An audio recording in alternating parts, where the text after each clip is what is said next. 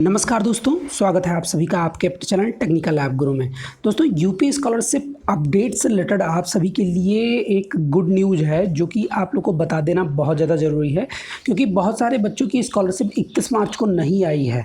अभी बहुत सारे बच्चे ऐसे भी हैं जो लगातार मेरे पास मैसेज कर रहे हैं कि सर मेरी स्कॉलरशिप नहीं आई है, मेरी स्कॉलरशिप नहीं है, तो वो कब तक आ जाएगी, क्या अभी आने का कोई चांस है या नहीं है।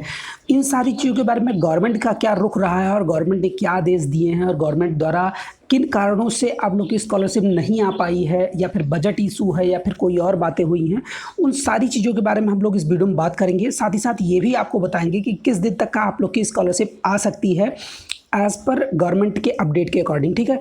और उसके बाद में आप लोग की सबसे बड़ी खुशखबरी है कि आप लोग का स्कॉलरशिप जो है वो अभी रुकने वाली नहीं है। वो चाहे बजट ख़त्म हो गया हो चाहे ना हुआ हो, उन सारी चीज़ों के बारे में हम लोग बात करेंगे। तो चलिए वीडियो को स्टार्ट करते हैं और प्रॉपर तरीके से देखते हैं, ठीक है।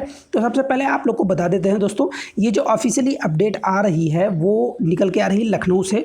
और यहाँ पे मेरे सब्सक्राइबर द्वारा ये मुझे भेजा गया सुबह की डेट में, लेकिन मैं थोड़ा सा और काम में व्यस्त था इसलिए आप लोग को नहीं दे पाया था।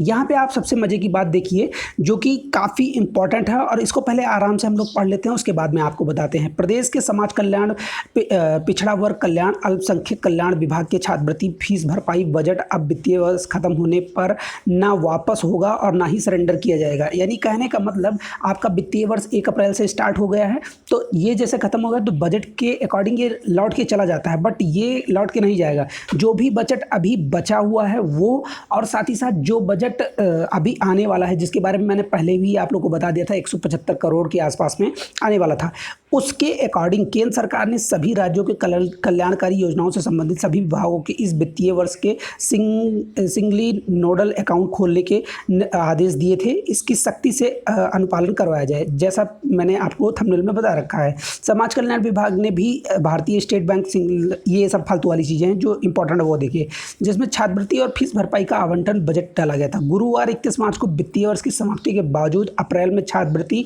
फीस भरपाई राशि लाभार्थी छात्रों के खाते में जाती रहेगी। यानी कहने का मतलब जिन भी बच्चों के अकाउंट में अभी देखो किसके अकाउंट में आ रही है स्कॉलरशिप, ये सबसे बड़े जिनका account verified recommended by district DWO लिख के आ रहा है, उन सभी के अकाउंट में स्कॉलरशिप जाएगी। ये मेरा वादा है कि डेफिनेटली जाएगी। हाँ, हो सकता हो 1 से 2 दिन के लेट में जाए, लेकिन जाएगी सभी की में।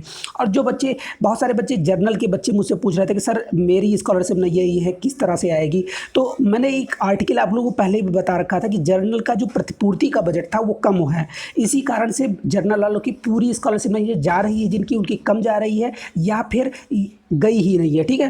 तो इसके लिए आप लोग को परेशान नहीं होना। आगे की बात देखिए, समाज कल्याण निदेशालय अफसरों के अनुसार छात्रवृत्ति और फीस भरपाई की राशि लाभार्थी छात्रों के खाते में भेजे जाने पर अगर ट्रांजैक्शन फेल हो जा रहा है और लाभार्थी के खातों में धनराशि नहीं पहुंच रही तो लाभार्थी इससे वंचित नहीं होगा। इसके लिए एक नियम बनाया जा रहा है जिसके बारे में प्रशासन को आपत्ति भेजी गई है। अब देखिए, इसमें आधार कार्ड वाला भी जो काम था वो भी अब इस बार से हटा दिया गया है। अगर आपके अकाउंट में पेमेंट नहीं जा रहा है किसी कारणवश, या फिर आपका फिंगर नहीं लग रहा है, या फिर आपने ट्रांजैक्शन नहीं किया है, तो अब इसके लिए भी हटा दिया। यानी कुल मायने में सरकार आप लोग की स्कॉलरशिप देने के लिए तैयार है, चाहे जैसे भी हो। आप लोग इसके लिए परेशान ना हो कि हाँ मेरी स्कॉलरशिप नहीं आई तो भाई साहब अब मुझे बहुत दिक्कत हो जाएगी, मैं फ़ीस नहीं पेमेंट कर पाऊँगा।